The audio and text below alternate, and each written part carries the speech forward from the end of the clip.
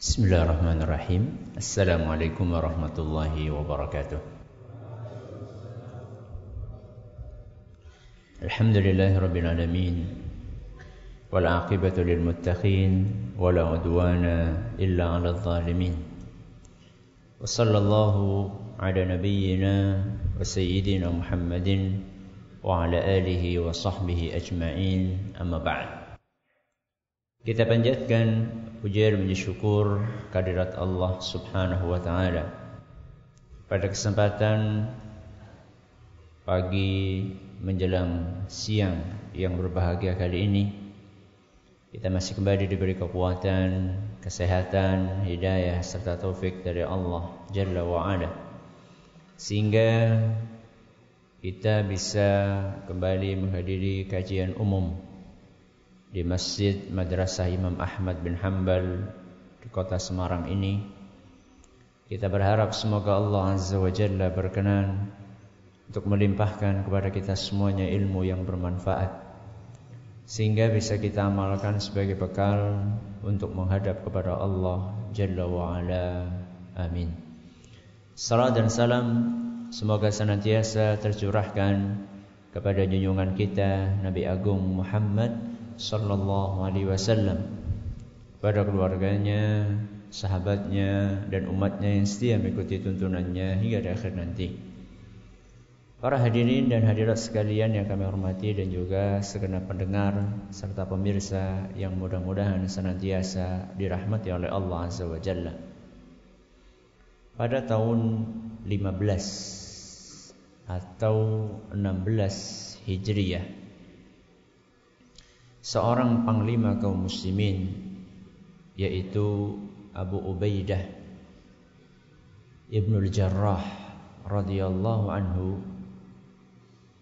menaklukkan kota Dimashq.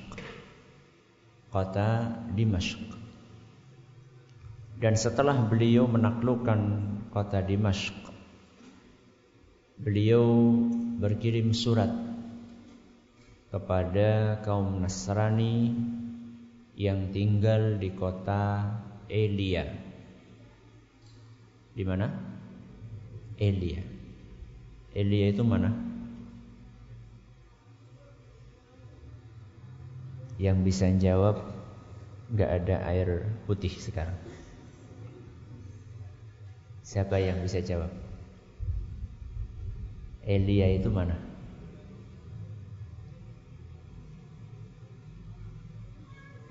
Angkat tangan.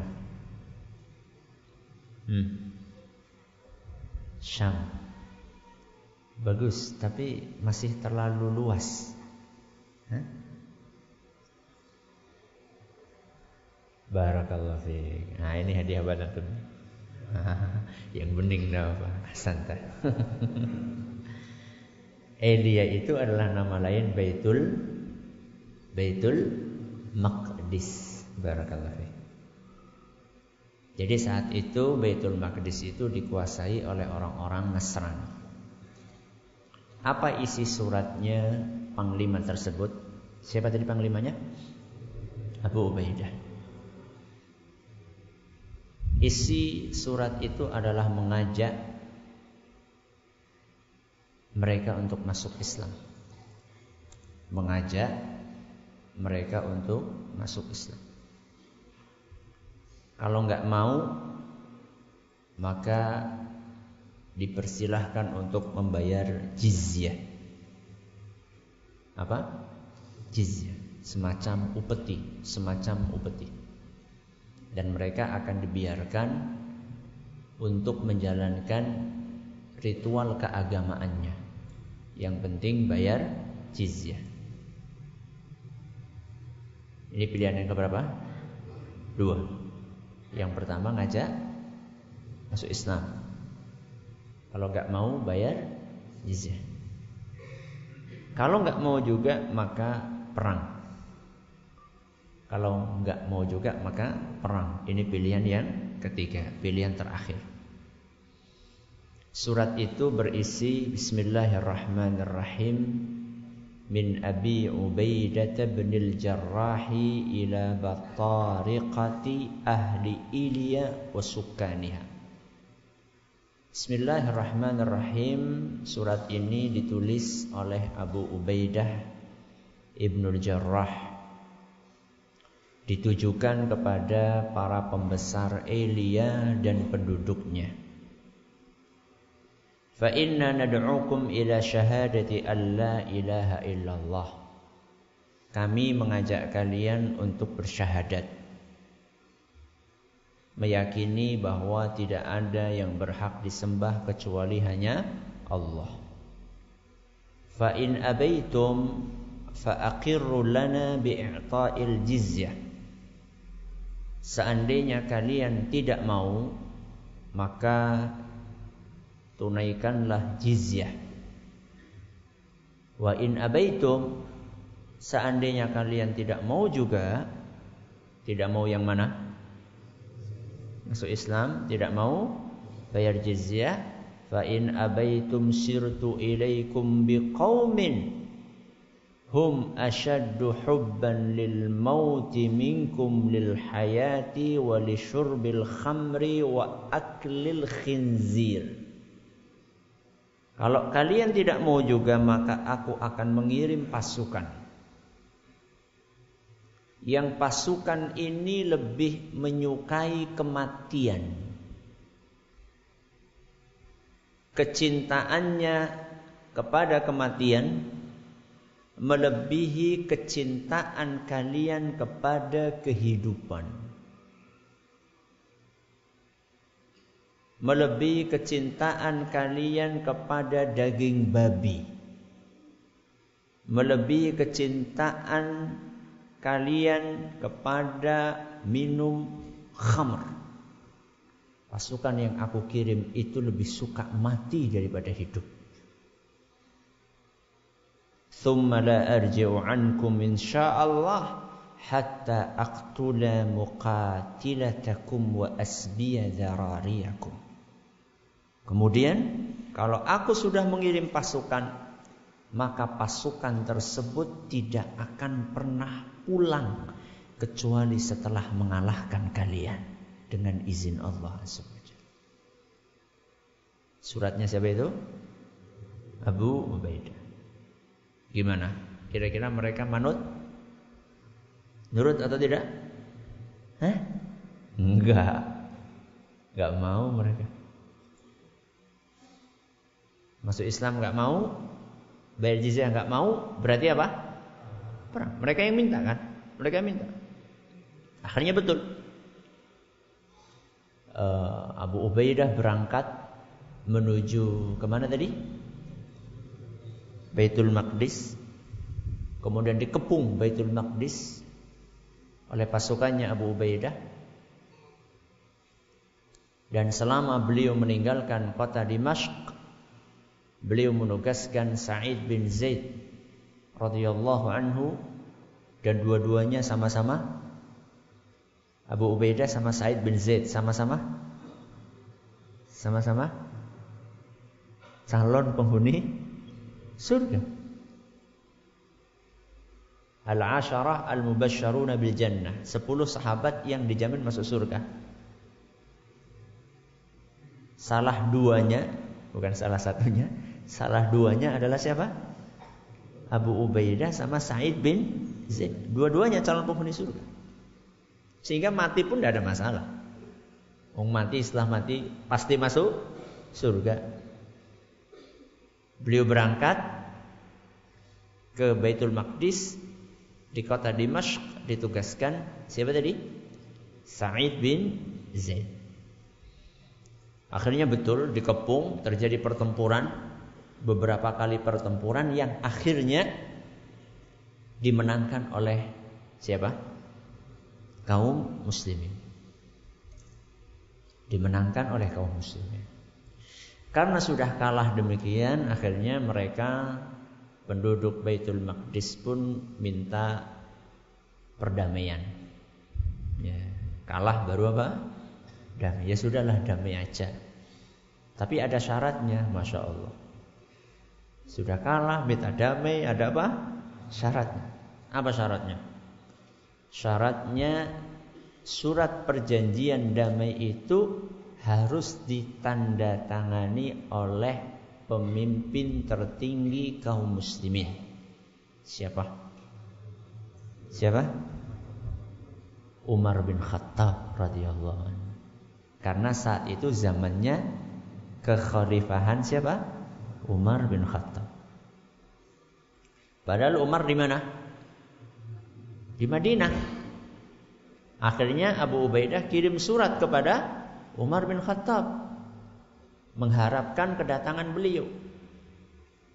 Nah, Umar bin Khattab ini ketika mendapatkan surat dari Abu Ubaidah, beliau bermusyawarah dulu dengan para sahabat yang lain. Dipanggil Utsman bin Affan, dipanggil Ali bin Abi Thalib, dipanggil sahabat-sahabat yang lain. Berangkat. Ya, kalau berangkat iya berangkat, tapi berangkatnya gimana? Berangkat sendiri atau berangkat beserta pasukan? Utsman bin Affan radhiyallahu anhu dan Ali bin Abi Thalib radhiyallahu anhu berbeda pendapat. Kalau menurut Utsman, wahai khalifah, engkau berangkat sendiri aja. Enggak usah diiringi dengan banyak-banyak pasukan. Ya, hanya sekedar ditemani beberapa sahabat saja. Cukup engkau berangkat beserta dengan beberapa gelintir sahabat. Enggak usah banyak-banyak supaya orang-orang salibis itu mereka tidak besar kepala. Ya, merasa dianggap penting gitu ya. Itu nasihatnya siapa? Utsman. Kalau Ali bin Abi Thalib beda. Enggak, wahai khalifah, engkau berangkat beserta dengan pasukan. Buat apa? Siapa tahu mereka butuh bantuan. Jadi enggak mindo gawe ini. Apa mindo gawe ini? Enggak kerja 2 kali. Sekalian aja engkau berangkat beserta dengan pasukan. Akhirnya siapa yang dipilih pendapatnya oleh Umar? Siapa? Ali bin Abi Thalib. Umar memilih pendapatnya Ali. Berarti Umar berangkat sendiri atau sama pasukan? Beserta dengan pasukan. Sudah berjalanlah beliau ya menggunakan tunggangannya, dan seingat saya dalam beberapa riwayat karena tunggangannya terbatas, kendaraannya terbatas, akhirnya mereka itu gantian. Satu tunggangan itu bisa dinaiki oleh 2 atau 3 gantian. Misalnya dari sini sampai 2 orang ya, 2 orang. Satu tunggangan 2 orang. Itu gantian. Dari sini sampai Weleri misalnya. Itu jatahnya ana yang naik. Nanti teman ana yang nuntun. Nanti dari Weleri ke mana ya? Enggak terlalu hafal ya. Kemana? Alasroban. Sampai Alasroban itu jatahnya ana yang nuntun, teman ana yang naik. Gitu terus gantian. Termasuk Umar bin Khattab.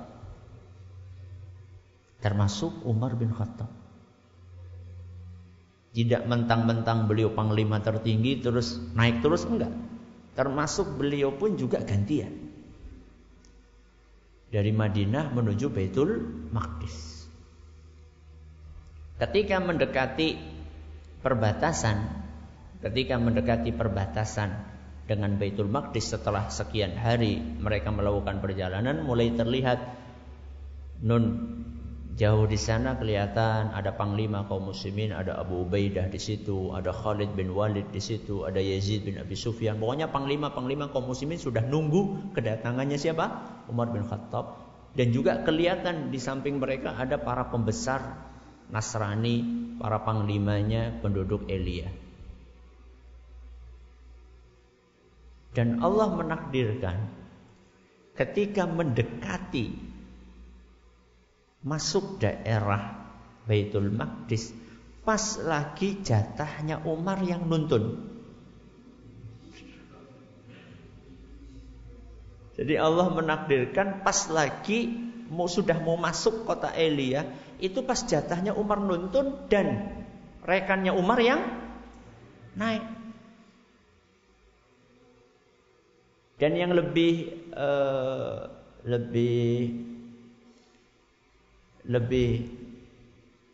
memprihatinkan menurut kita, itu pas lagi mau masuk itu ada genangan air. Ada genangan air. Maka apa yang dilakukan oleh Umar? Beliau lepas sandalnya. Beliau tenteng sandalnya. Tangan kiri nenteng sandal, tangan kanan apa? Nuntun onta, di atasnya ada bawahannya. Dan sebenarnya bawahannya ini sudah minta, turun, aku turun. Enggak, ini jatahnya kamu yang naik. Allahu Akbar. Beliau nyeker, nggak pakai apa-apa, alas kaki, tangannya nenteng sandal, yang kiri, yang kanan nuntun onta, di atasnya ada bawahan, dan beliau melewati genangan air, dan itu terlihat oleh Abu Ubaidah. Maka sebelum semakin dekat di hadapan para pembesar kota Elia, maka cepat-cepat Abu Ubaidah itu lari menemui, menjemput Umar bin Khattab. Apa kata Abu Ubaidah? Wahai Umar, hari ini Paduka telah melakukan sebuah perbuatan yang sangat hina di mata orang Nasrani. Engkau adalah panglima tertinggi kaum muslimin. Kok bisa-bisanya nyeker sambil nyekeli sandal, nuntun onta, yang di atas onta bawahan, gimana? Apa kata mereka nanti? Lihat jawaban dari Umar bin Khattab. Dengan tegas beliau menjawab, "Allah, lau ghairuka yaquluha ya Abu Ubaidah." Abu Ubaidah, kalau yang ngomong ucapan ini selain engkau, sudah aku beri pelajaran.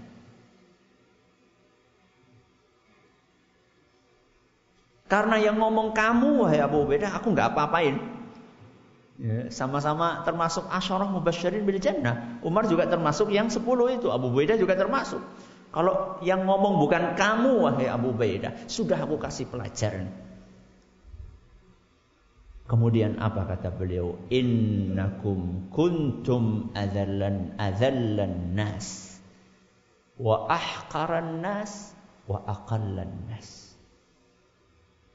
Apa kalian tidak ingat bahwa dahulu kalian adalah orang yang paling hina bangsa Arab sebelum datangnya apa? Islam. Kalian adalah bangsa yang paling hina, yang paling rendah, yang paling sedikit.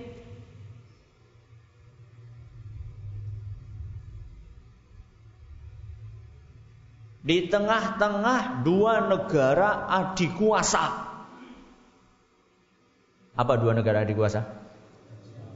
Persia sama Romawi. Kalian itu nggak dianggap apa-apa, babar blas. Kalian jumlahnya dikit, ribut, saling merampok, negaranya tandus, kering. Gak ada yang melirik sama sekali dengan kalian. Dulu kalian kondisinya seperti itu. Fa'azzakumullahu bil Islam. Kemudian Allah muliakan kalian dengan Islam. Kalian dahulu terhina, kalian dahulu jumlahnya sedikit, kalian dahulu diremehkan oleh orang banyak. Begitu kalian berpegang dengan ajaran Islam, Allah muliakan kalian.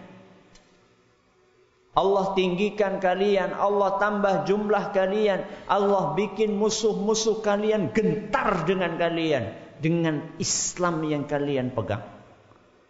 Famahma tatlubuna al-'izza bighairihi yudhillukumullahu azza wa jalla. Seandainya kalian mencari kemuliaan bukan dengan ajaran Islam, niscaya Allah akan hinakan kalian.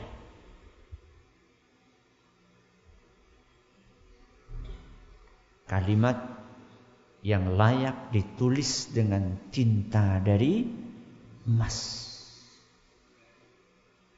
Bahwa kalau kita ingin mendapatkan kemuliaan, kejayaan, maka harus kembali kepada ajaran Islam. Ketika umat ini kembali kepada ajaran Islam, maka kejayaan akan Allah karuniakan. Sebaliknya, ketika mereka menjauh dari ajaran Islam, maka kehinaanlah yang akan ditimpakan kepada mereka.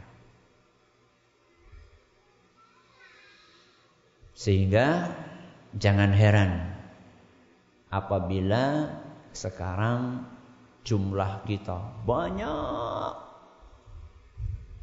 tapi tidak ada yang segan. Kenapa? Karena kehinaan Allah timpakan, kita menjauh dari ajaran agama kita sendiri. Akidah kita tinggalkan, ibadah kita tinggalkan, akhlak kita tinggalkan. Padahal ajaran Islam itu berporos dalam 3 hal ini. Apa yang pertama? Akidah. Yang kedua? Ibadah. Yang ketiga? Akhlak. Ibarat sebuah pohon. Pohon itu supaya kokoh, supaya sehat, butuh apa? Butuh akar, butuh batang, butuh ranting, butuh buah, butuh bunga supaya indah. Ajaran Islam kira-kira demikian. Akarnya adalah tauhid, batangnya adalah ibadah, bunga-bunga dan buah-buahannya adalah akhlak.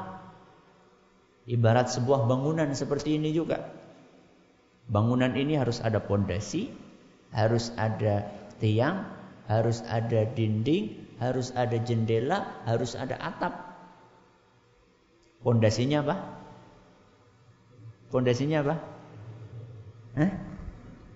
Batu kali.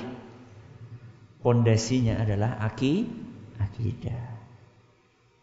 Bangunan di atasnya, tiang-tiangnya adalah ibadah, aksesorisnya adalah akhlak. Kalau ada bangunan pondasinya kuat, tiangnya kuat, temboknya kuat, tapi nggak ada jendelanya, gimana? Enak atau tidak? Nggak enak.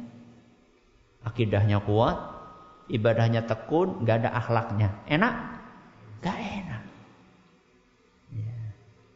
Antum punya pohon, masya Allah, akarnya kuat, batangnya kuat, nggak ada buahnya. Setiap hari cuma ngeruntah terus. Enak? Gak enak. Gak cukup berakidah kuat. Gak cukup beribadah. Harus diiringi dengan akhlak. Tapi akhlak saja gak cukup. Ibarat sebuah bangunan yang masya Allah indahnya luar biasa, tapi gak ada apanya? Gak ada pondasinya. Kalau gak ada pondasinya, apa yang terjadi sebuah bangunan kalau nggak ada pondasinya? Apa yang terjadi? Ini ada pondasinya nggak? Nggak ada.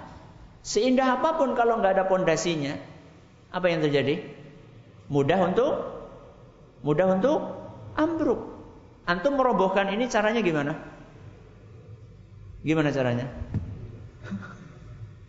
Kayak gitu saja sudah roboh. Karena nggak ada pondasinya. Coba sekarang, ayo antum berdiri, ayo kita dorong ini. Tembok-tembok ini kita dorong. Ayo bareng-bareng. Ambruk nggak?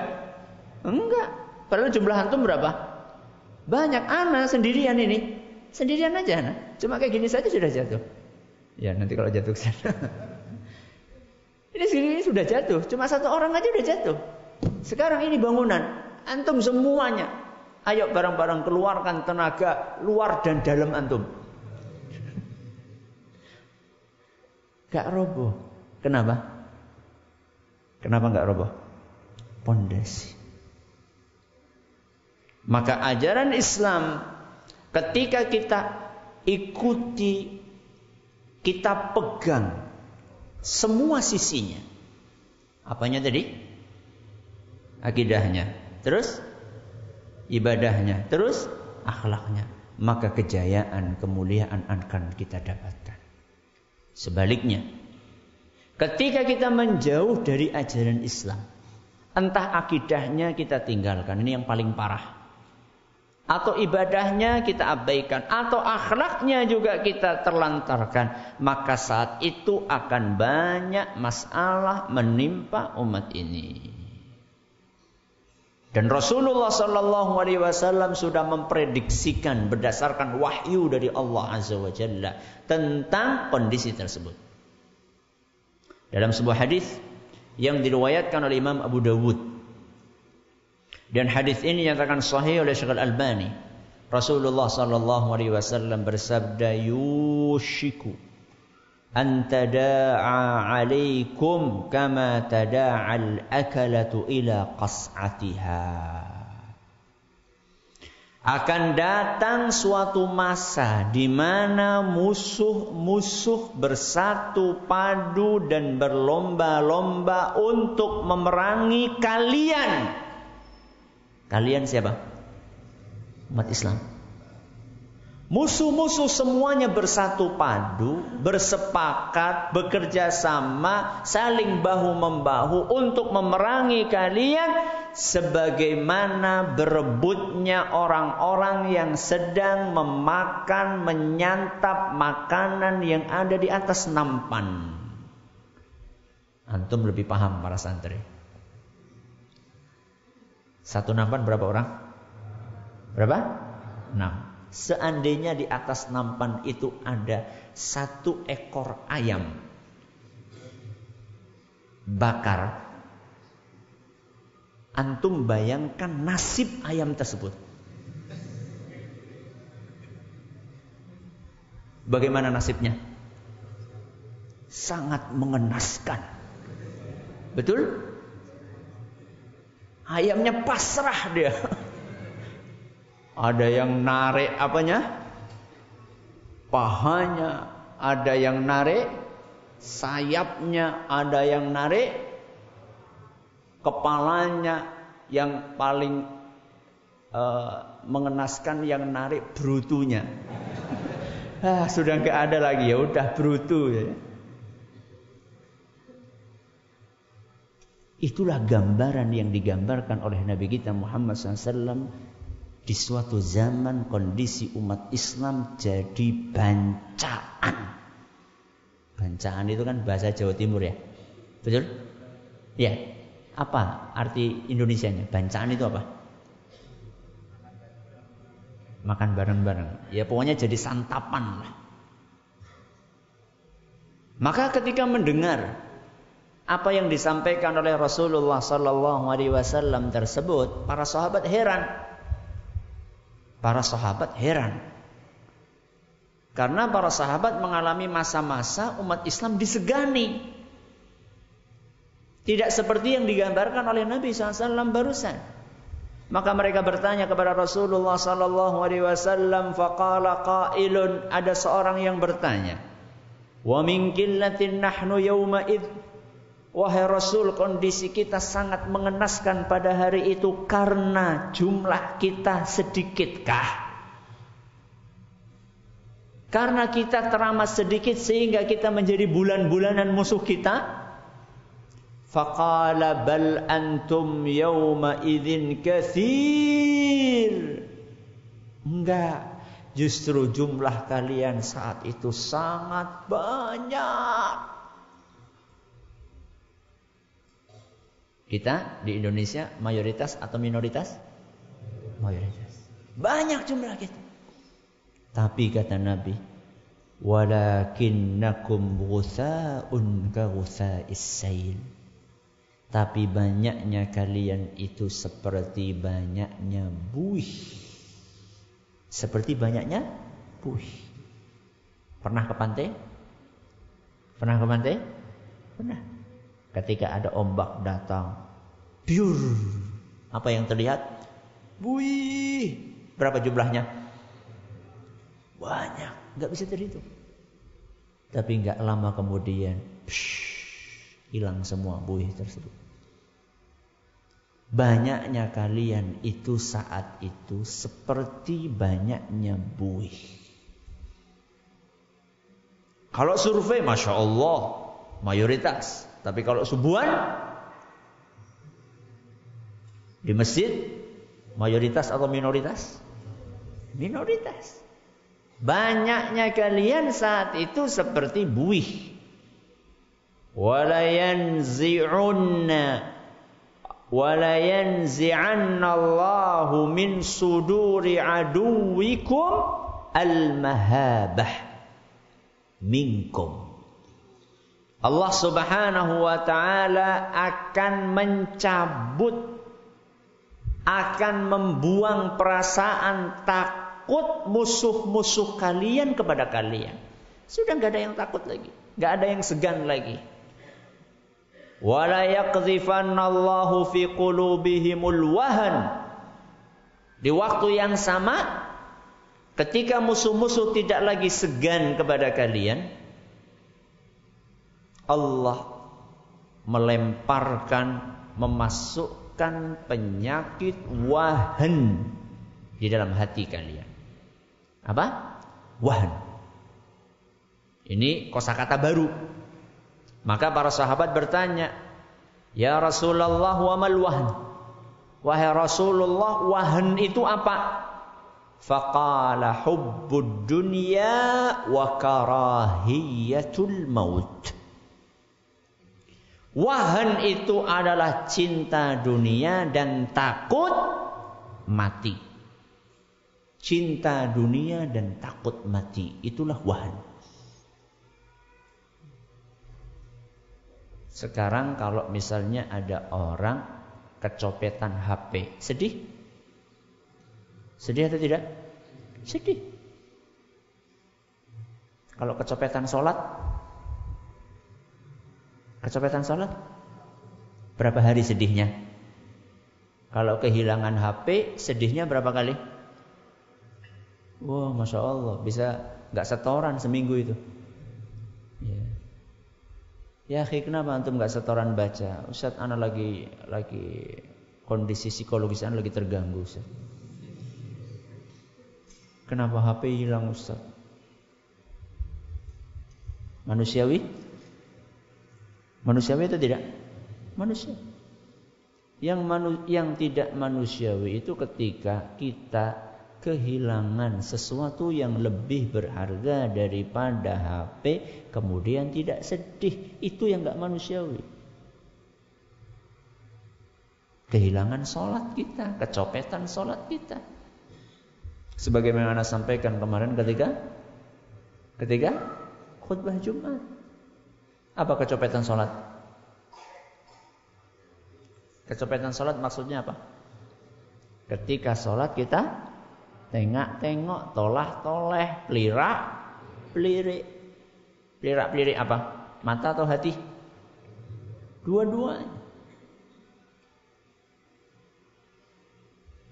Ketika lagi sholat, pelirak-pelirik mata, Masya Allah. Itu kok pecinya ada merek yang terbaru ya? Sholat kok malah mereknya apa ya? Nomornya berapa ya?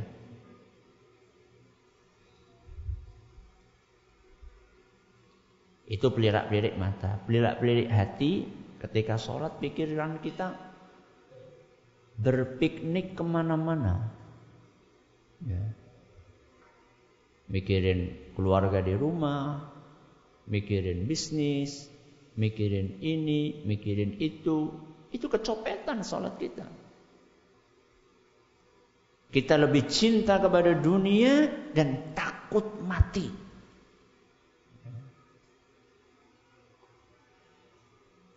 Antum kangen nggak pengen ketemu sama Allah? Dijawab. Antum rindu nggak pengen ketemu sama Allah? Kok diem aja? Pengen nggak ketemu sama Allah? Pengen. Biar ketemu sama Allah apa dulu? Mati. Sudah siap mati? Katanya kangen pengen ketemu Allah tapi nggak mau mati. Takut mati. Karena kita merasa belum siap.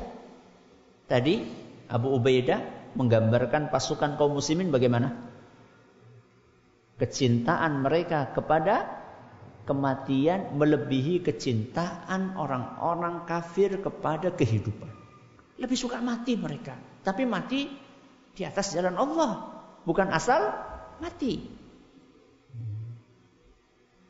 Inilah yang digambarkan oleh Nabi kita Muhammad SAW tentang kondisi kaum muslimin. Terus gimana Ustaz? Apakah kita pasrah? Apakah kita menyerah dengan apa yang sudah dikabarkan oleh Nabi SAW? Jawabannya tidak. Tidak boleh kita menyerah.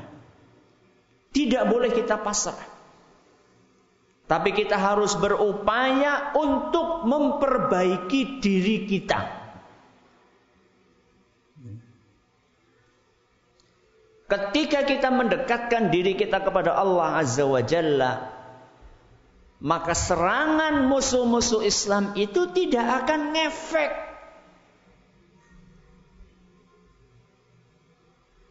Jadi sekarang banyaknya serangan-serangan kepada ajaran Islam. Mulai dari yang sunnah-sunnah sampai yang wajib-wajib. Mulai dari masalah pakaian sampai masalah ideologi. Jangan membuat kita lantas jadi putus asa. Jangan lantas membuat kita jadi ngelokro. Tapi ingat bahwa agama kita itu akan terus dibela oleh Allah Azza wa Jalla. Tapi ada syaratnya. Allah sampaikan itu dalam surat Ali Imran ayat 120. Surat apa? Ali Imran ayat 120. Allah Azza wa Jalla berfirman, wa in tasbiru wa tattaqu la yadurrukum kaiduhum syai'a. Wahai umat Islam, seandainya kalian tasbiru. Apa tasbiru? Sabar. Seandainya kalian sabar wa tattaqu. Apa tattaqu? Bertakwa. Berarti syaratnya ada berapa? 2. Sabar dan takwa. Seandainya kalian sabar dan takwa, la yadurrukum kaiduhum syai'a. Tipu daya musuh-musuh Islam itu sama sekali tidak akan membahayakan kalian sedikit pun. Syai'a. Sedikit pun tidak akan ngefek. Syaratnya apa tadi? Sabar. Sabar itu artinya diam aja. Ya atau tidak? Sabar itu artinya diam aja. Jadi kalau mau dibunuh, monggo, ahlan wa sahlan, gitu. Tidak. Sabar itu bukan pasif. Sabar itu kata para ulama, sabar menjalankan perintah Allah, sabar menjauhi larangan Allah, sabar menahan diri ketika ditimpa musibah. Berarti kan gak pasif sabar itu. Banyak orang mencaci, banyak orang mencela ajaran Islam. Jalankan terus ajaran Islam tersebut. Jangan berhenti karena celaan dan cacian mereka. Karena yang diinginkan oleh mereka adalah kita meninggalkan ajaran kita. Kita minder dengan ajaran kita. Itu yang mereka inginkan. Saking banyaknya propaganda yang menjelek-jelekkan ajaran Islam, Targetnya adalah bagaimana kita jadi nggak pede dengan ajaran Islam. Wong orang telanjang aja pede kok. Masa menutup aurat nggak pede? Ada orang pede telanjang? Hah? Ada? Tahu apa? Banyak orang pede telanjang. Kok kita menutup aurat nggak pede itu gimana toh? Mereka ingin kita minder dengan ajaran kita sendiri. Sabar, jalankan terus. Ketika kita istiqamah untuk bersabar, bertakwa, meninggalkan apa yang dilarang oleh Allah Azza wa Jalla, maka sungguh tipu daya mereka, proyek-proyek mereka untuk menghancurkan Islam dan kaum muslimin tidak akan ngefek syai'a sedikit pun. Yakin dengan janji Allah tersebut.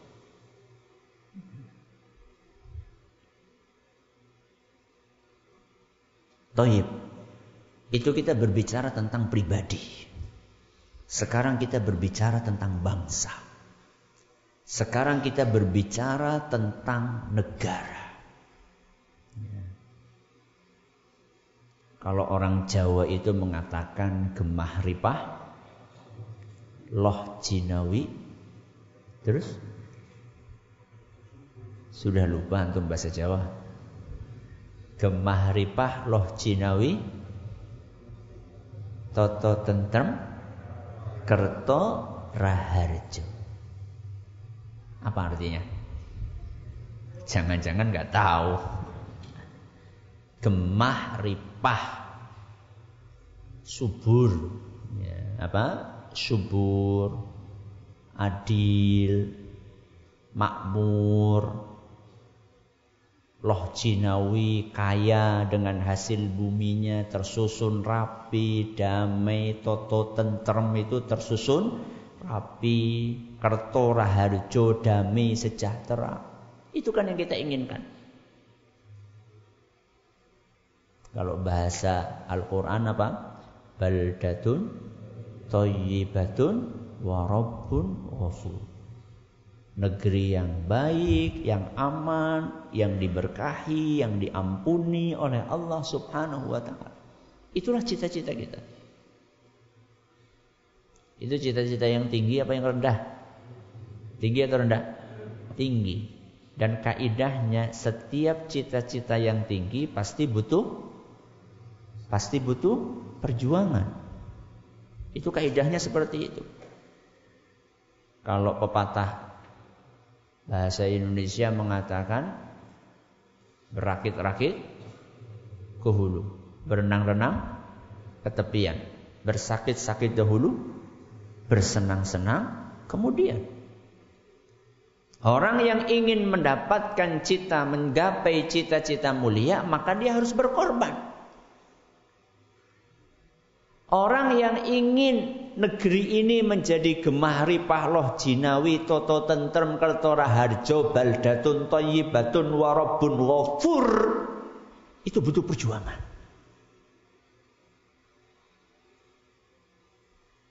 Dan perjuangan menuju ke sana itu tidak cukup hanya perbaikan lahiriah saja. Tapi selain perbaikan lahiriah harus ada perbaikan batiniyah. Lahiriah itu apa? Lahiriah itu apa?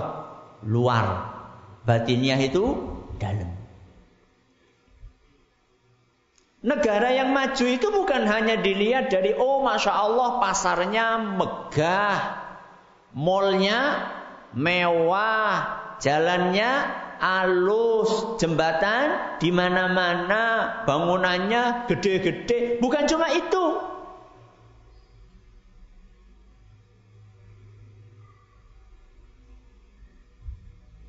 Yang lebih penting dari itu adalah mental manusia yang tinggal di dalam negara tersebut.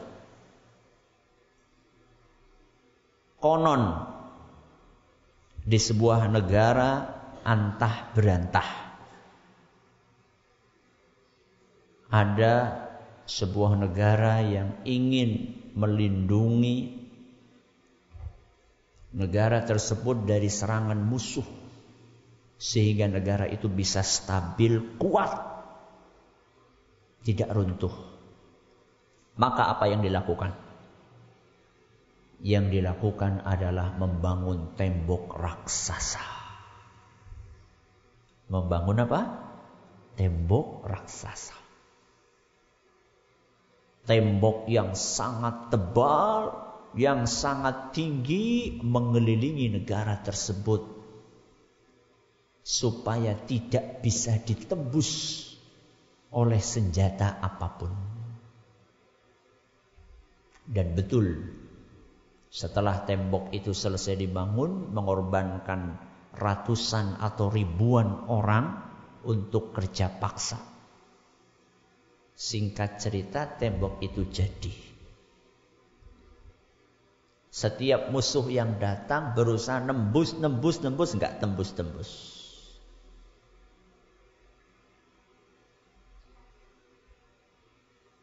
Penguasa negeri itu lupa, terlalu sibuk untuk membangun fisik, lupa membangun mental. Terlalu sibuk dengan lahiriah, melupakan apa? Batiniyah.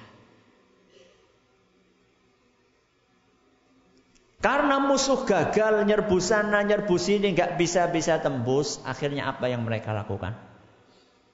Apa kira-kira yang mereka lakukan? Tembok itu ada gerbangnya atau tidak? Ada gerbangnya atau tidak? Ada loh, nggak ada gerbangnya gimana mau masuk, gimana mau keluar? Ada gerbang. Gerbangnya dijaga atau tidak? Dijaga, ketat juga. Kalau nggak bisa nembus temboknya, berarti apa yang perlu ditembus? Apa yang perlu ditembus? Orang yang jaga. Orang yang jaga. Wani piro. Ya. Mulai disuap.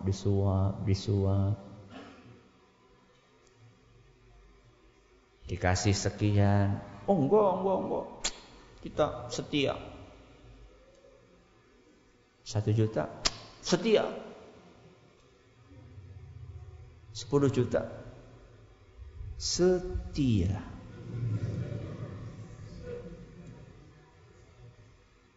100 juta ya setialah. 1 M bisa diatur. Rapuh.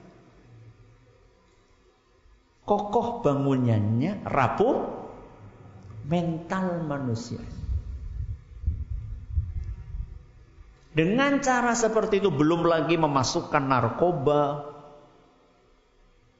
candu untuk membuat pasukan negeri itu kecanduan dengan narkoba.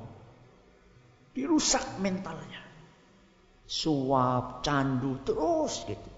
Sampai akhirnya bobol. Apanya yang bobol? Temboknya yang raksasa itu? Bukan. Orang-orangnya bobol.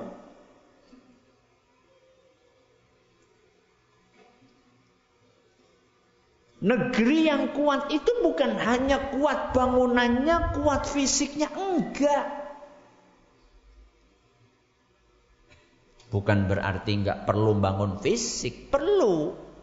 Pasar perlu dibangun, tapi juga harus dibangun siapa? Para pedagang yang di dalamnya. Makanya Rasulullah SAW rutin untuk melakukan inspeksi pasar. Pernah Rasulullah SAW dalam hadis yang diriwayatkan oleh Imam Muslim, inspeksi pasar beliau. Kemudian beliau melihat ada orang jualan gandum. Diletakkan di sebuah wadah gitu, gandum. Numpuk gitu gandumnya.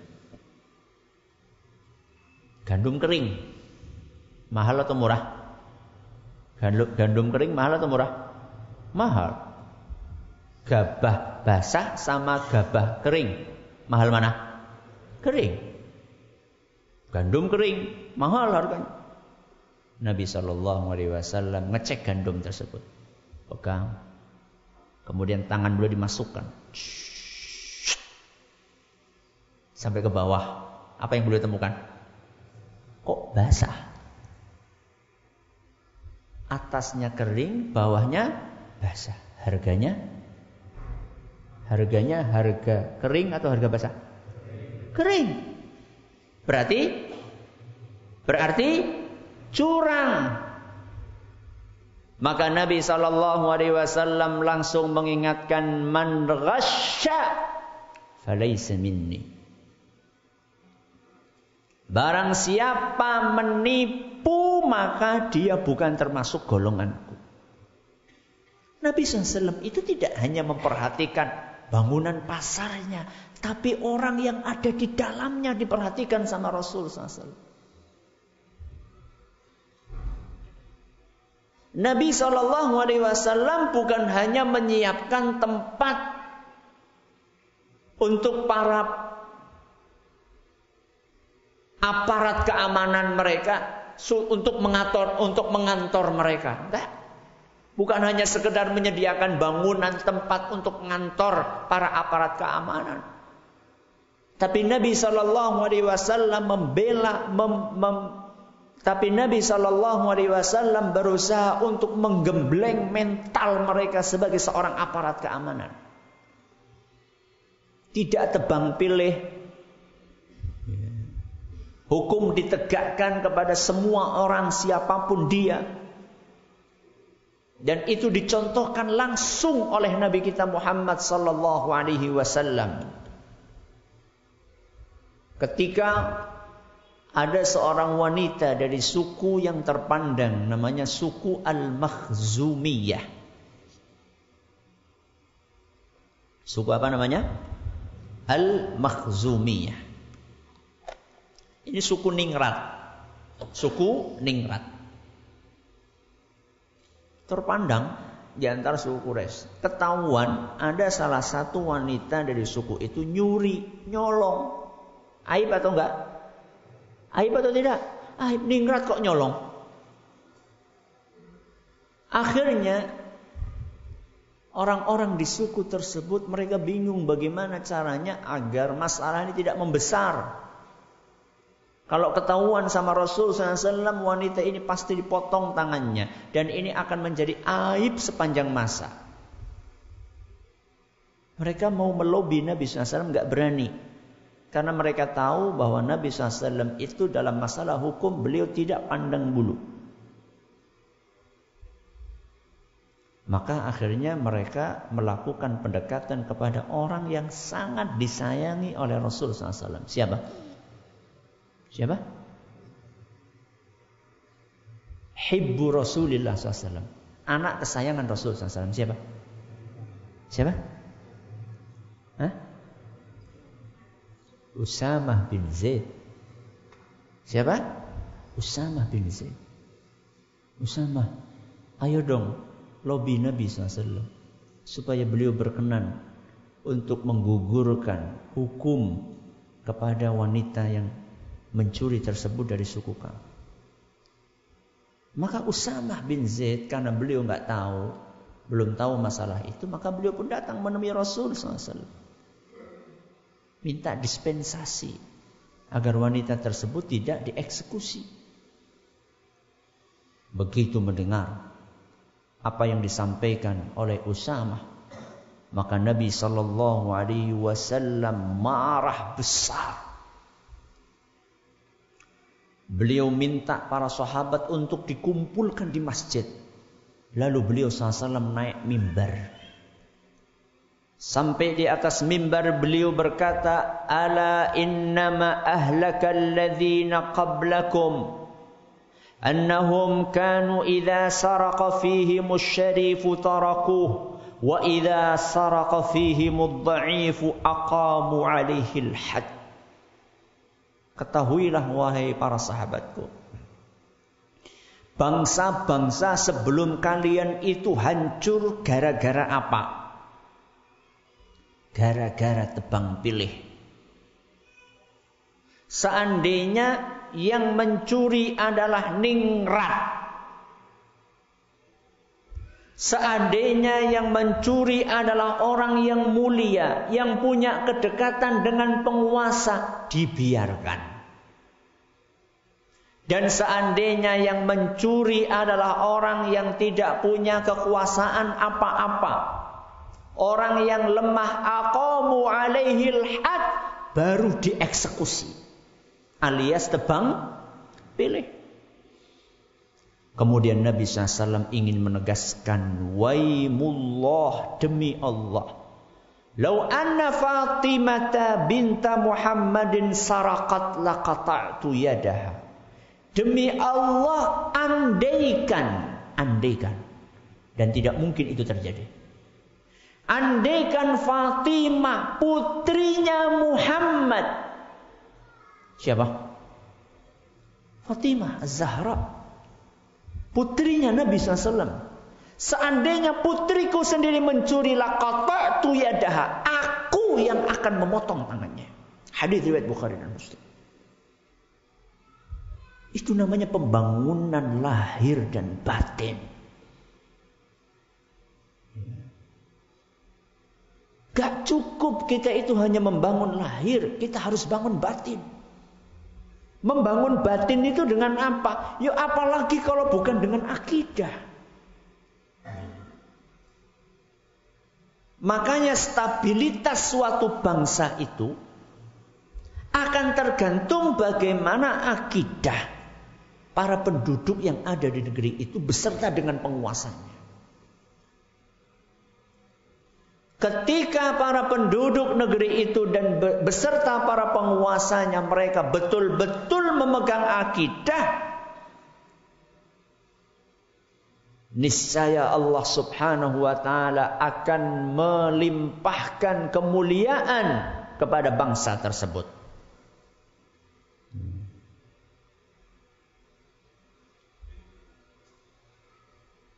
Tapi akidah yang dimaksud di sini bukan sembarang akidah.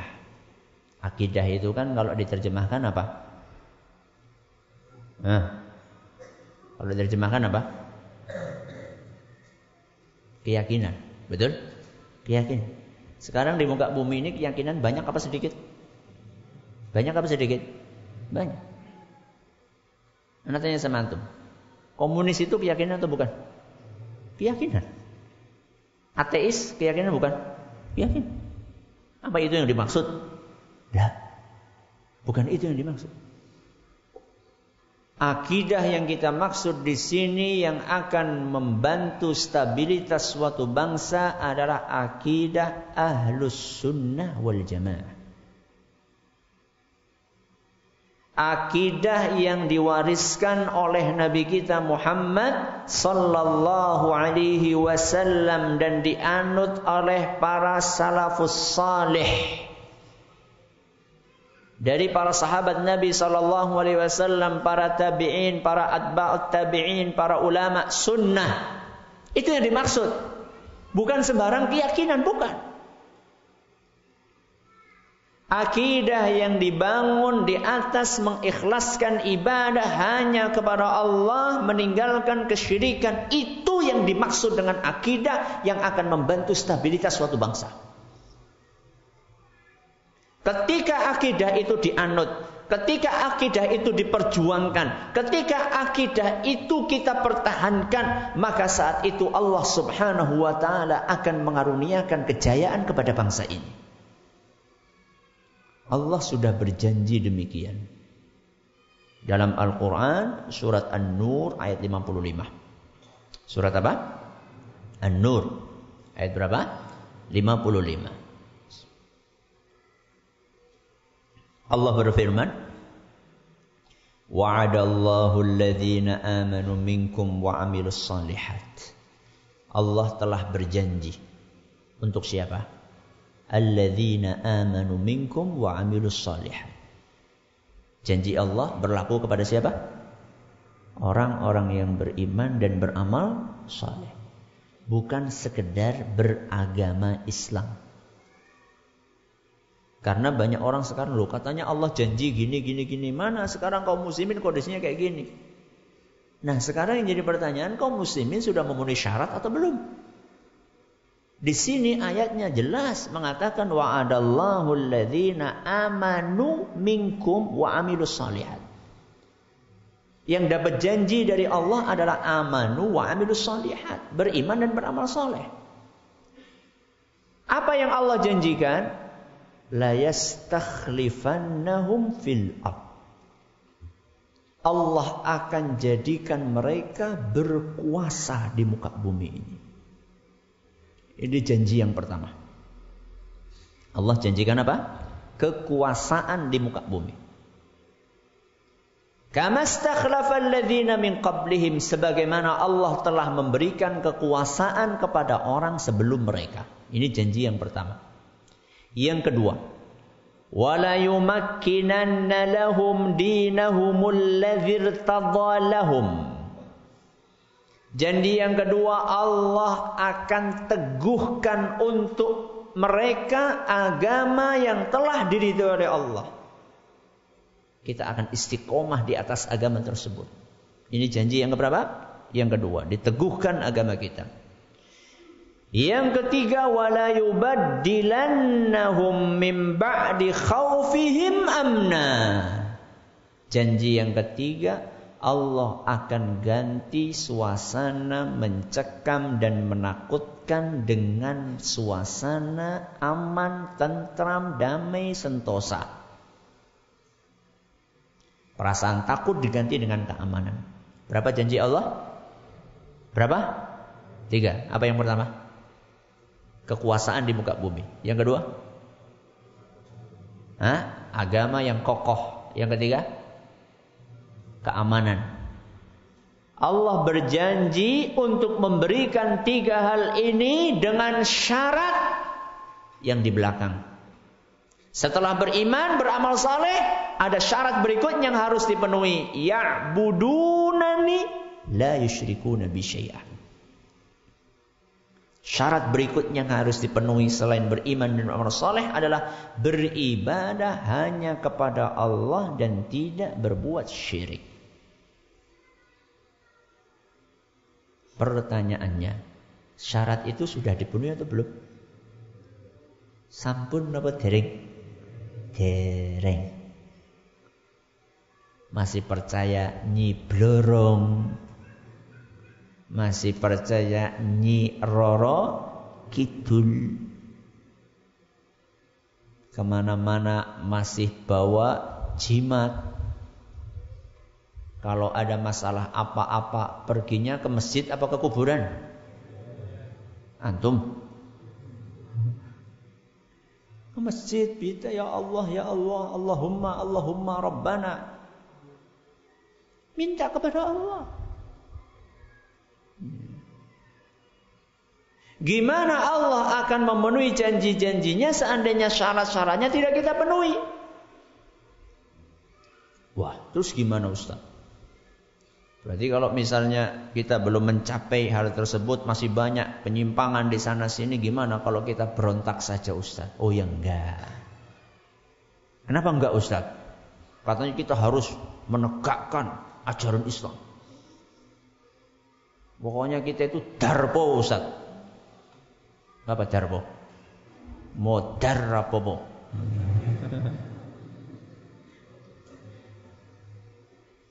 Oke. Semangat itu penting.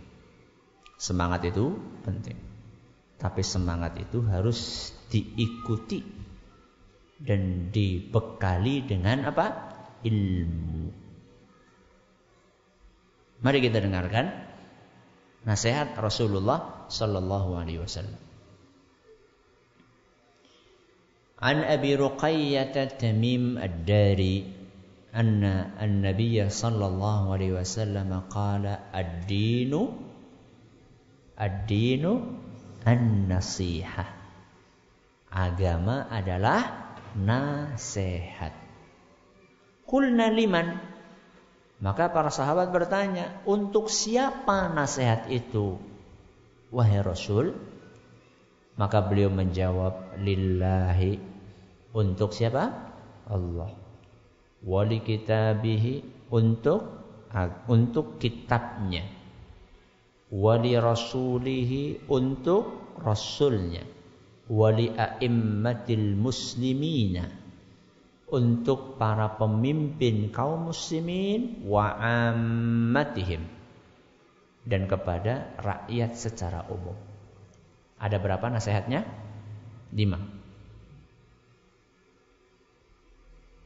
Tapi yang akan kita bahas sekarang adalah yang keempat. Apa yang keempat tadi? Untuk para pemimpin kaum muslim. Pemimpin itu mencakup ulama dan umara. Ya. Karena di sini Nabi SAW menggunakan kata wali a'immati. A'immah itu artinya adalah pemimpin. Dan pemimpin di dalam agama kita itu ada pemimpin dalam urusan pemerintahan, ada pemimpin dalam urusan agama. Kalau pemimpin dalam urusan pemerintahan itu penguasa, pemimpin dalam urusan agama itu siapa? Ulama. Nah, yang akan kita bahas pada kesempatan kali ini adalah pemimpin dalam urusan pemerintahan. Ana pernah sampaikan itu dalam sebuah artikel, sudah pernah Ana sampaikan di daurah 2005. 2005 itu berapa tahun yang lalu? Sekarang 2000 berapa? 19. 2005 berarti berapa? 14 tahun yang lalu di Masjid UGM, ketika anak masih muda dulu. Sekarang udah agak tua. Nasihat kepada pemerintah itu apa? Ini penting agar kita tahu bagaimana Ahlus Sunnah wal Jamaah itu bersikap kepada pemerintah. Dan sikap Ahlus Sunnah ini dengan izin Allah menjaga stabilitas suatu negara. Ahlus Sunnah itu bukan penjilat, dan Ahlus Sunnah bukan pemberontak. Apa? Ahlus Sunnah bukan apa? Penjilat dan bukan pemberontak. Ahlus Sunnah itu bukan eki, bukan eka. Apa eki? Ekstrem kiri. Dan bukan eka, ekstrem kanan. Wa kadzalika ja'alnakum ummatan wasata. Ayatnya itu. Kami jadikan kalian sebagai umat yang pertengahan. Umat pertengahan itu bukan enggak memihak kemana-mana, salah. Bukan seperti itu. Umat pertengahan itu enggak ekstrem kanan, enggak ekstrem kiri, memihak kebenaran. Itulah umat pertengahan. Nah, dalam kaitannya dengan sikap kepada pemerintah, nasihat kepada pemerintah, apa maksudnya? 1, kata para ulama kita. Ahlus Sunnah itu meyakini kepemerintahan mereka. Ahlus Sunnah meyakini kepemerintahan mereka, kepemimpinan mereka. Ini yang pertama. Barang siapa yang tidak meyakini kepemimpinan mereka, berarti dia belum menunaikan nasihat untuk penguasa. Kenapa demikian? Karena bagaimana akan menaati pemerintah kalau dia tidak meyakini bahwa mereka adalah pemerintah? Rasulullah sallallahu alaihi wasallam mengingatkan dalam hadis yang diriwayatkan oleh Imam Muslim, "Man mata wa laysa fi 'unuqihi bai'ah mata mitatan jahiliyah." Barang siapa yang mati dalam keadaan tidak membaiat pemerintah, tidak mengakui pemerintah, maka dia dianggap mati seperti matinya orang jahiliyah. Itu mati keren atau mati nggak keren? Mati nggak keren. Ini yang pertama. Meyakini kepemerintahan, kepemimpinan mereka. Yang kedua, menyebarkan kebaikan mereka di masyarakat. Apa? Menyebarkan kebaikan mereka di masyarakat. Kebaikan yang benar-benar ada. Bedanya dengan penjilat apa? Kalau penjilat itu mereka menyampaikan sesuatu yang tidak sesuai dengan realita. Dipuji sampai ke langit. Itu penjilat. Kalau ahlus sunnah yang baik betul-betul ada, baik sebarkan. Kenapa? Karena ketika kebaikan itu disebarkan, akan muncul perasaan cinta, suka, senang kepada pemerintah. Ketika rakyat mencintai pemerintah, maka mereka akan mentaati aturan, segala sesuatunya pun akan berjalan dengan baik. Ketika segala sesuatu berjalan dengan baik, yang akan diuntungkan adalah kita semua. Ini yang kedua. Yang ketiga, menaati perintah dan larangan mereka. Menaati perintah dan larangan mereka. Ini bagian dari nasihat. Selama apa? Selama tidak melanggar aturan agama. Selama tidak melanggar aturan agama. Antum perhatikan firman Allah Azza wa Jalla, ya ayyuhalladzina amanu atiiullaha, terus wa atiiur rasula wa ulil amri minkum. Apa yang menarik di dalam ayat ini? Ya ayyuhalladzina amanu atiiullaha wa atiiur rasula wa ulil amri minkum. Apa yang menarik?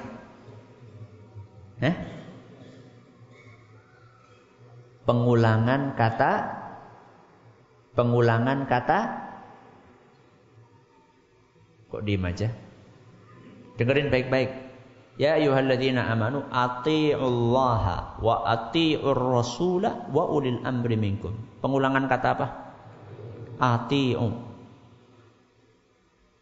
Berapa kali diulang?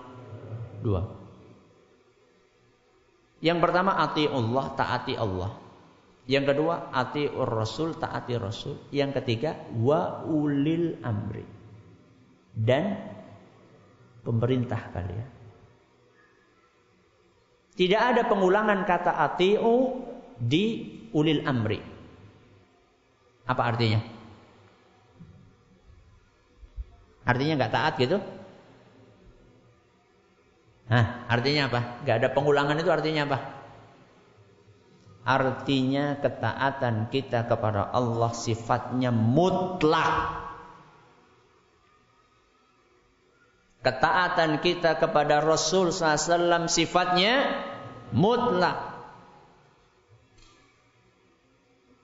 Sedangkan ketaatan kita kepada pemerintah tidak mutlak. Tidak mutlak itu maksudnya apa? Tergantung apa yang mereka perintahkan. Kalau mereka memerintahkan kebaikan, taat. Contoh apa?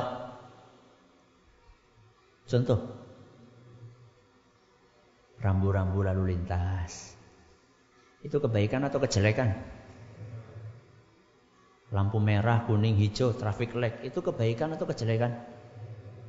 Kalau jenengan ketemu lampu kuning gimana? Ngegas apa ngerem? Nah, gue.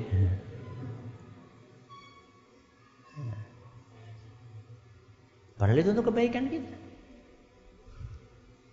Anda ingat sekali Syekh Ibrahim bin Amir Ar-Ruhaili hafizahullah ta'ala.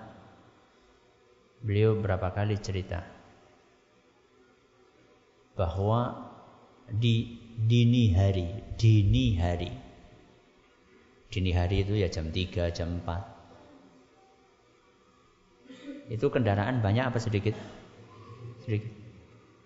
Beliau bercerita, kata beliau, di dini hari pun kalau ketemu lampu merah saya berhenti. Walaupun jalanan sedang apa? Sepi. Dan saya berharap saya dapat pahala dari yang saya lakukan itu. Karena Allah menyuruh kita untuk taat kepada pemerintah selama tidak melanggar aturan agama. Yang jadi pertanyaan, lampu merah, kuning, hijau itu melanggar aturan agama atau tidak? Tidak. Tidak melanggar. Maka berarti taat. Terus yang melanggar apa Ustadz? Pemerintah melarang kita sholat misalnya. Umat Islam nggak boleh sholat. Manut? Oh, no way. Ya. Enggak. Ketaatan kita kepada Allah mutlak.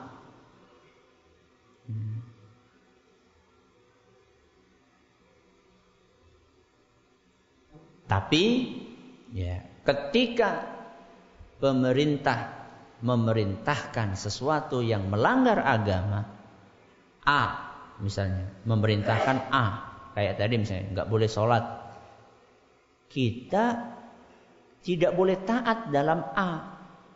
Tapi bukan berarti perintah yang B yang tidak melanggar kemudian kita juga tidak taat, bukan. Yang kita tidak taati adalah yang melanggar agama, yang tidak melanggar tetap kita taati.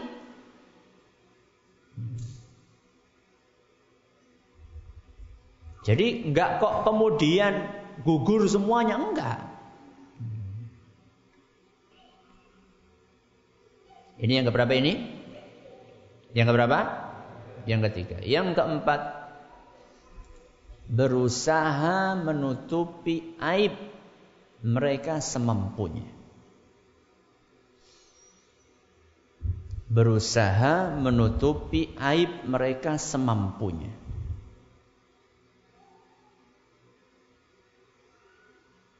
Kenapa? Karena kalau kita beberkan aib mereka, yang muncul adalah perasaan benci, jengkel, dongkol dari masyarakat kepada pemerintah. Jadi kalau kita tahu aib, tutupi. Jangan disebarkan. Wah, jadi penjilat kalau kayak gitu, Ustaz. Oh enggak. Menutupi aib itu bukan berarti membiarkan. Ini orang salah paham di sini. Saya berapa kali terlibat diskusi dengan sebagian yang pokoknya kita kudeta, kita berontak.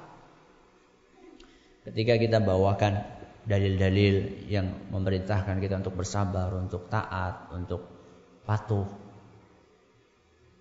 terus membawakan, oh berarti kita membiarkan mereka melakukan semaunya. Loh, beda. Menutupi aib itu bukan membiarkan aib.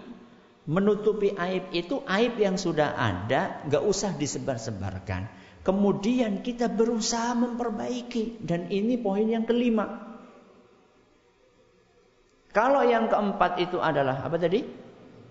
Berusaha menutupi aib. Yang kelima berupaya menasehati mereka semampunya.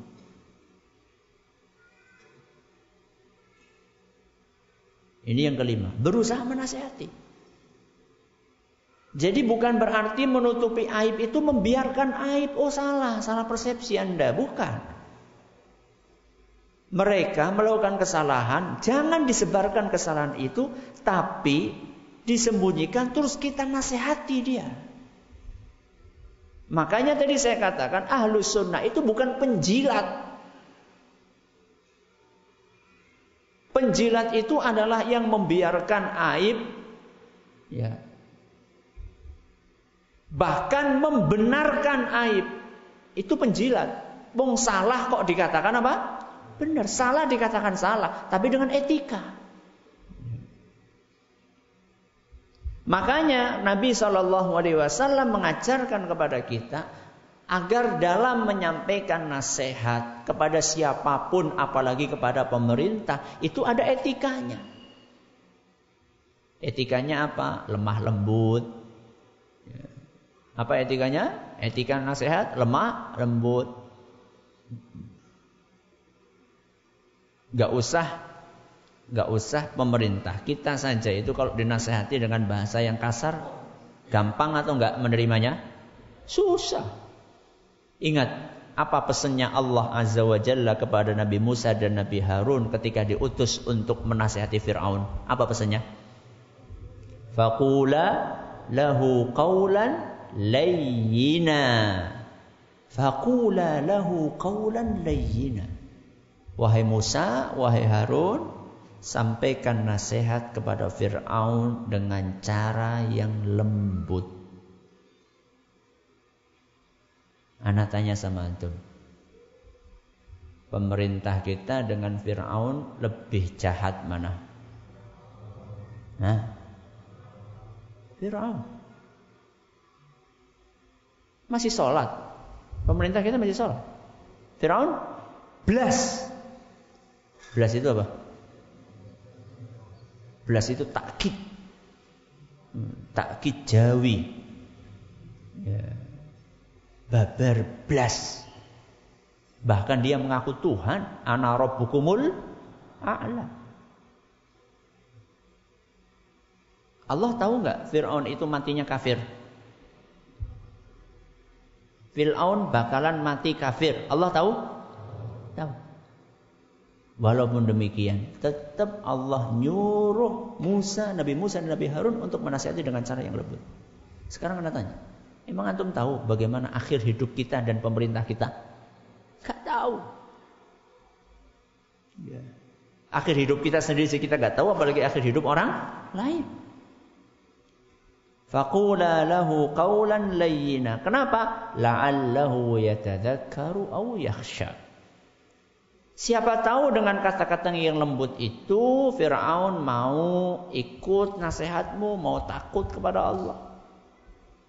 Al-Quran surat Toha ayat 44. Surat apa? Toha ayat 44. Apalagi Ustaz etika kasih nasihat? Etika berikutnya adalah sampaikan sembunyi-sembunyi. Sampaikan secara apa? Sembunyi-sembunyi.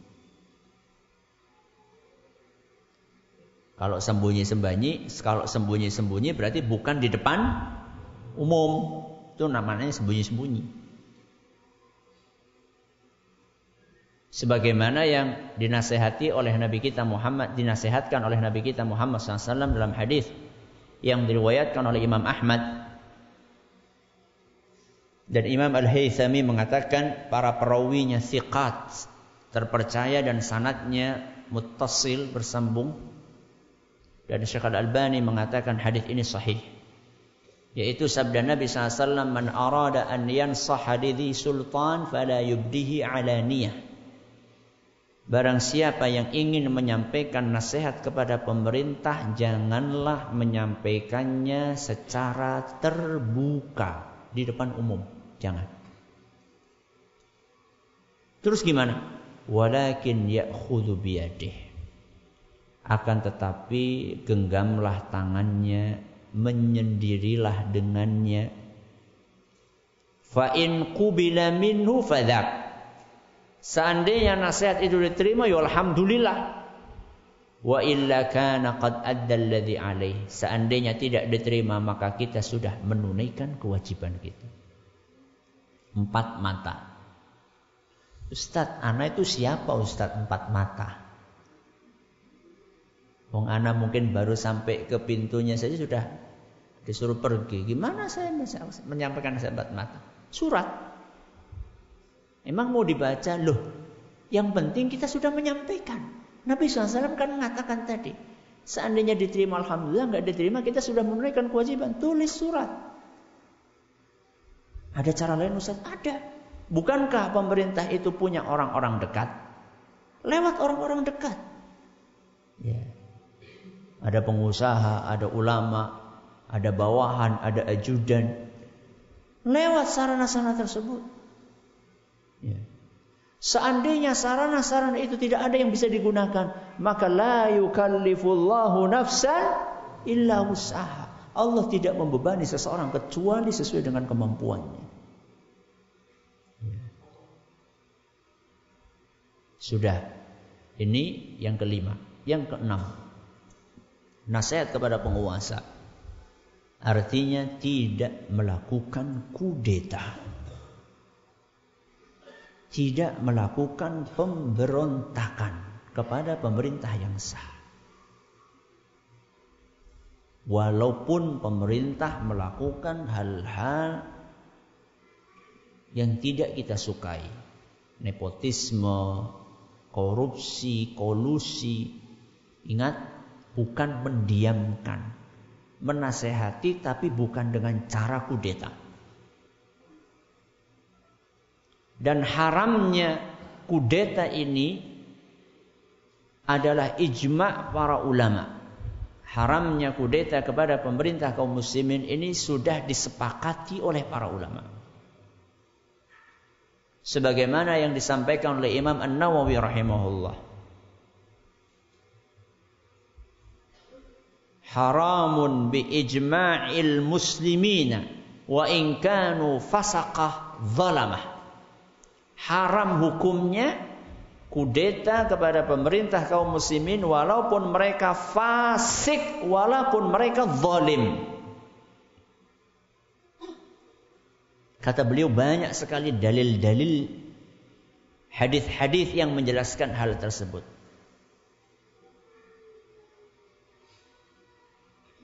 Dan yang menukil ijma' itu bukan hanya Imam Nawawi, masih banyak ulama yang lainnya. Apa hadis yang menyebutkan hal tersebut? Di antaranya banyak hadisnya, cuman saya bawakan satu hadis yang diriwayatkan oleh Imam Muslim.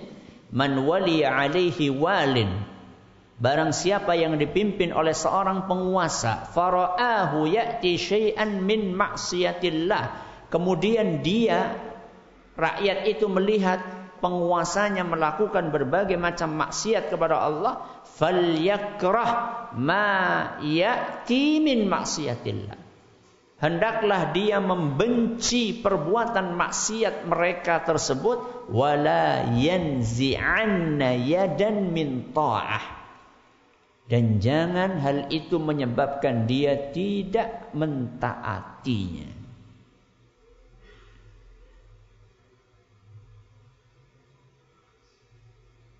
Bagaimana kalau mereka melakukan kekufuran, Ustaz? Bagaimana kalau mereka melakukan kekufuran? Rasulullah sallallahu alaihi wasallam menjelaskan dalam hadis yang diriwayatkan oleh Imam Bukhari dan Muslim, bay'na Rasulullah sallallahu alaihi wasallam ala sam'i wa ta'ah fi manshatina wa makrahina wa usrina wa yusrina wa atharatin alaina. Kata Ubadah bin Samit radhiyallahu anhu, kami telah berbaiat, berjanji setia kepada Rasulullah SAW untuk selalu mendengar, untuk mentaati pemerintah, baik ketika kami semangat atau saat kami tidak suka, ketika kita susah maupun senang, ataupun saat mereka melakukan nepotisme. Wa an la nunazi'al amra ahlahu, dan kita tidak boleh memberontak pemerintah. Illa an tarau kufran buwahan indakum minallahi fihi burhan, kecuali seandainya engkau melihat bahwa pemerintah itu melakukan kekufuran yang nyata di dalam diri mereka berdasarkan dalil yang meyakinkan bahwa perbuatan itulah perbuatan kufur. Berarti pemberontakan itu hanya boleh dalam dalam satu kondisi ketika mereka melakukan kekufuran. Dan kalau kita perhatikan, Nabi SAW mengatakan kufran buah, kekufuran yang nyata. Berarti kekufuran itu harus nyata betul, bukan kabar burung. Cukup enggak kita harus iqamatul hujjah, harus menjelaskan sampai sejelas-jelasnya bahwa itu kekufuran kepada mereka. Jelaskan kepada mereka bahwa itu kekufuran sampai yakin, gak ada syubhat sama sekali. Cukup tidak? Rakyat harus punya kemampuan untuk mengganti dengan pemerintah yang lebih baik. Punya kekuatan yang sepadan atau melebihi kekuatan pemerintah. Kemudian juga tidak boleh menimbulkan kerusakan yang lebih parah pasca kudeta. Kerusakan yang parah itu apa? Berjatuhannya korban jiwa, ya. Kemudian banyak muslimat yang diperkosa, ya. Situasi yang tidak stabil, macam-macam. Dan kata Syekhul Islam, di sepanjang sejarah belum pernah ditemukan adanya pemberontakan yang berakhir dengan kondisi yang lebih baik. Ini pengamatan beliau sepanjang sejarah, sejak zaman beliau sampai sebelum beliau. Tidak pernah ada kejadian pemberontakan berakhir lebih baik dibandingkan sebelum pemberontakan. Ustaz, PNS ya? Bukan. Kok ada pertanyaan seperti itu? Ustaz dibayar sama pemerintah? Enggak. Saya ASN bukan, PNS bukan. Terus kenapa? Ngajarin supaya enggak berontak. Dibayar berapa? Enggak dibayar sepeser pun. Ada seorang ustadz rahimahullah, sudah wafat, ngisi pengajian kayak gini tentang wajibnya taat kepada pemerintah, enggak memberontak dan seterusnya. Nyampaikan hadis-hadisnya, ayat-ayat Qur'annya. Begitu selesai pengajian, ustadznya ditanya. Ada siapa? Ustadz, tanya Ustadz. Nah, silakan. Tanya apa? Ustadz PNS ya? Ustadz pegawai negeri ya? Bukan. Kenapa Ustadz ngajarin untuk taat, untuk gak berontak? Ustadznya pintar. Coba, kasih tahu saya. Ada gak hadis negeri, hadis swasta?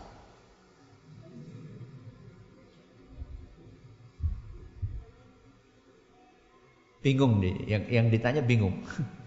Terus ayat negeri, ayat swasta ada gak?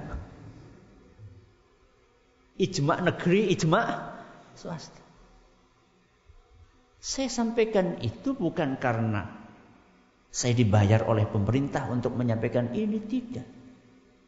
Tapi karena hadisnya berbunyi demikian, ayatnya berbunyi demikian.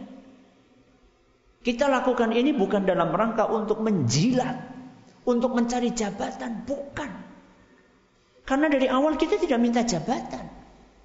Kita bukan para pengemis jabatan yang marah-marah ketika tidak dikasih jabatan. Karena dari awal kita bukan nyari itu.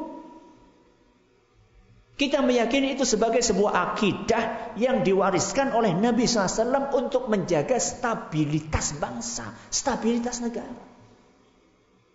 Saya tanya sama antum. Ketika Islam melarang kita untuk berontak, itu untuk kepentingan siapa? Pemerintah apa rakyat? Ketika Islam melarang kita untuk berontak, itu menguntungkan pemerintah atau menguntungkan rakyat? Jawab. Pemerintah apa rakyat? Pemerintah. Rakyat. Rakyat atau pemerintah? Nah, dua-duanya. Al-jam'u aula minat tarjih. Dua-duanya. Bahkan yang akan memanfaatkan itu rakyat dulu sebelum pemerintah. Anak tanya sama antum. Masih ingat tahun 98? Apa itu?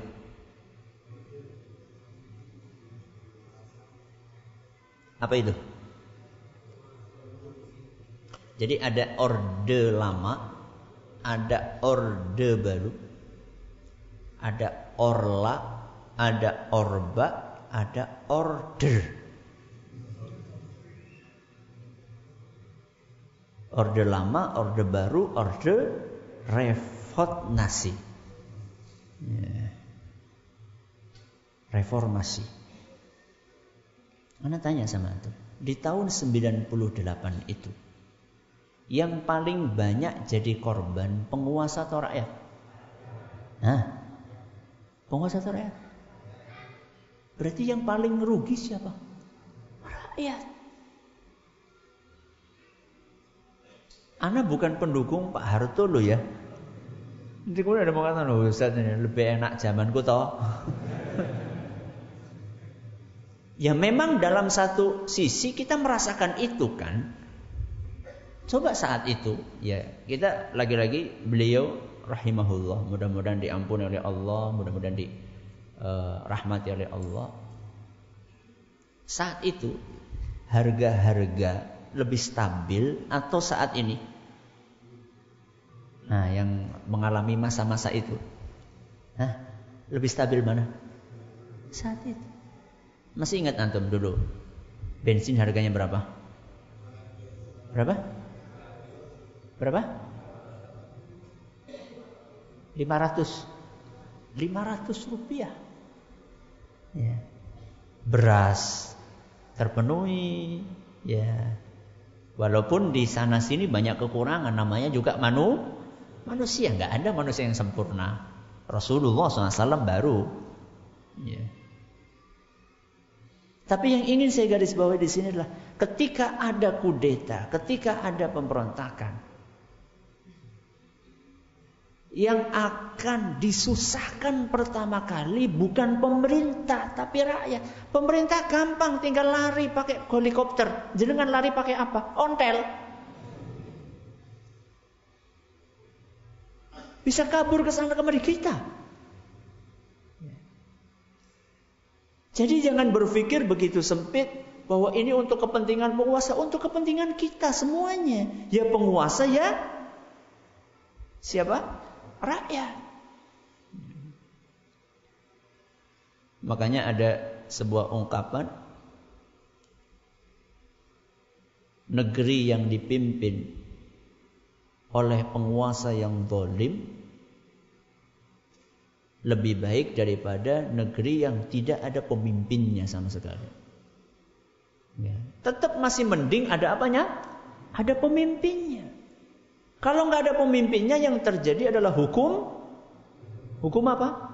Rimba. Siapa yang kuat, dia yang berkuasa. Sekarang saya tanya, rata-rata rakyat kuat atau lemah?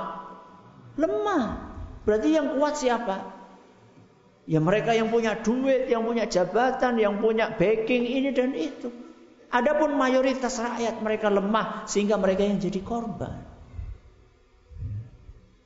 Yang terakhir, yang ketujuh adalah mendoakan kebaikan untuk mereka.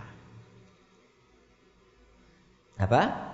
Mendoakan kebaikan untuk mereka.